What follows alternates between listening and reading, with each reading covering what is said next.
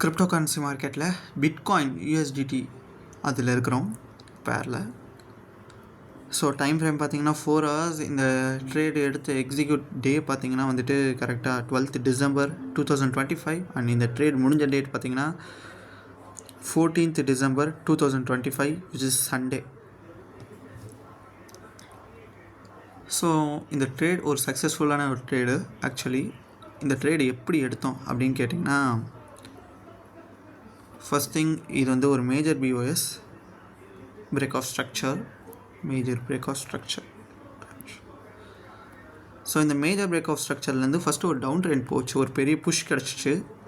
இங்கே பார்த்தீங்கன்னா ஆக்சுவலாக ஒரு இன்டியூஸ்மெண்ட் நடந்துருக்கும் சின்னதாக. இந்த இன்டியூஸ்மெண்ட் நடந்து கீழே போச்சு, புஷ் நடந்துச்சு.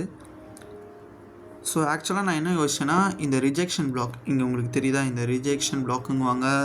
நம்ம பாயிண்ட் ஆஃப் இன்ட்ரெஸ்ட்டுங்களா, சப்ளை ஏரியாங்களா, என்ன வேணாலும் சொல்லிக்கலாம். ஸோ நான் மோஸ்ட்டாக பிஒய்ன்னு சொல்லுவேன், பாயிண்ட் ஆஃப் இன்ட்ரெஸ்ட்.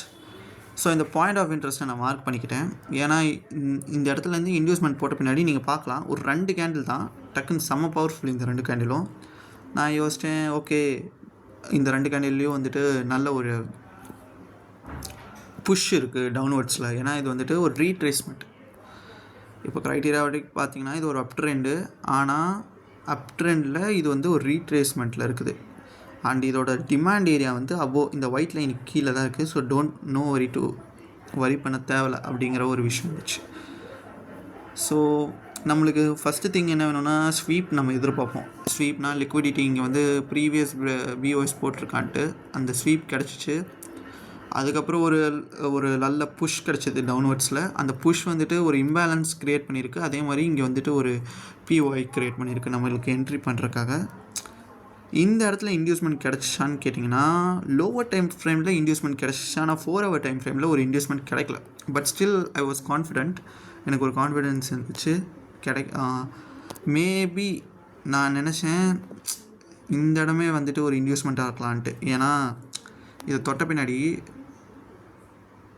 இங்கே இருக்குல்ல, இதை தொட்ட பின்னாடி இதை நம்ம இன்டியூஸ்மெண்ட்டுன்னு இப்போ கன்சிடர் பண்ணிப்போம். எப்படின்னா, இது கீழே லிக்விடிட்டி இருக்குன்னு வச்சுக்கலாம். எல்லா ட்ரேடர்ஸும் அங்கே என்ட்ரி ஆகிறாங்கன்னு வச்சுப்போம். ஒரு டக்குன்னு ஒரு லாங் புஷ் கொடுத்துச்சா, இதுக்கப்புறம் நிறைய கொஞ்சம் கன்சாலிடேட் ஆகினோடனே நான் என்ன யோசித்தேன், திருப்பி கீழே வந்து இங்கே அடிச்சுட்டு அதுக்கப்புறம் மேலே போவான்ட்டு. பட் ஸ்டில் அப்படியே மேலே போய் அடிச்சிட்டான். That's a good one. இந்த ட்ரேட் இவ்வளோ சீக்கிரமாக முடியும்னு நான் எதிர்ப்பு பார்க்கல. ஏன்னா நான் இது டைம் எடுக்கும்னு தான் நினச்சேன். ஈஸி ட்ரேட் தான், ஒன்றும் பெரிய இதெல்லாம் இல்லை. ஒரு அப் ட்ரெண்டில் ரீட்ரேஸ்மெண்ட். அது இந்த பொசிஷன் பார்த்திங்கன்னா இது ஒரு அப் ட்ரெண்ட் தான் ஆக்சுவலாக, ஆனால் இது ஒரு ரீட்ரேஸ்மெண்ட். ஃபஸ்ட்டு நம்ம அந்த ரீட்ரேஸ்மெண்ட்டுக்கு வந்து ஒரு பிரேக் ஆஃப் ஸ்ட்ரக்சர் ஏற்கனவே இங்கே நடந்திருக்கு. ஆக்சுவலாக இந்த இடத்துல ஒரு பிரேக் ஆஃப் ஸ்ட்ரக்சர் ஏற்கனவே நடந்திருக்கு. ஓகேவா, இந்த இடத்துல இந்த பிஓஎஸை கணக்கு வச்சு தான் நம்ம இந்த பிஓஐயை எடுத்தோம். அப்புறம் இங்கே வந்து மைனர் இன்டியூஸ்மெண்ட்ஸ் உள்ளே இருக்குது.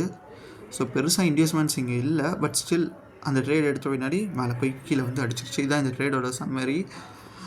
இது வந்துட்டு 1:2.6 ரேஷியோவில் எடுத்தோம். இதுதான் இந்த ட்ரேடோட சம்மரி.